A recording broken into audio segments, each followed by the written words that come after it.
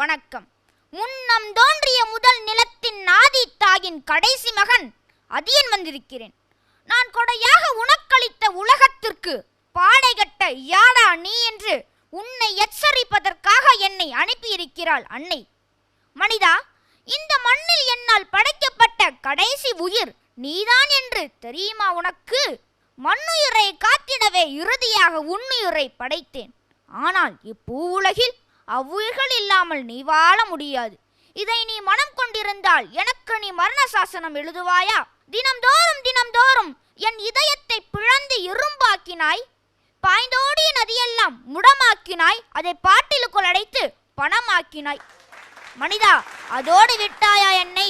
ஆட்டிற்கு தோல் உரிப்பது போல் ஆற்றின் மணலையெல்லாம் அள்ளி அள்ளி விற்றாய். இன்றோ ஊற்றிலாவது நீர் வருமா என்று உற்று உற்று பார்க்கின்றாய். பயிர் விளைந்த நிலத்தையெல்லாம் மனையாக்கினாய். உயிர் தந்த வனத்தையெல்லாம் மலடாக்கினாய். அன்றைக்கு உயர்ந்து நின்ற மலையெல்லாம் உடைக்கப்பட்டு இன்றைக்கு வீதி எங்கும் விரைவழிச்சாலையாக நெளிகின்றன. மனிதா, நீ பிறந்த வீடு நீர் என்றால் நீ புகுந்த வீடு நிலம் என்பேன். பெற்ற தாயை எவனாது விற்று பிழைப்பானா? பெற்ற தாயை எவனாது விற்று பிழைப்பானா? அதையும் நீ செய்ய துணிந்தாய். ஆம், நீ கடலை அகழ்ந்து கனிம வளம் எடுக்கின்றாய். அதற்கும் கீழே அணு கழிவுகளை புதைக்கின்றாய். அறமற்ற மனிதர்களே, நீங்கள் வரம்பற்று சுரண்டியதால் என்னுடைய மூதாய் சமன் குலைந்து சாவ கிடைக்கின்றாள். வயநாட்டின் உயிர்களுக்காக வாய் விட்டு கதறுகின்றாள். காலநிலை மாற்றமும் மாசடைந்த காற்றும் உயிரினங்களின் ஓயாத இறப்புகளும் யாரால் நிகழ்ந்தது? மனிதா, உன்னால் மட்டுமே நேர்ந்தது என்று இறுதியாக எச்சரித்து உரிமையோடு சொல்கின்றேன்.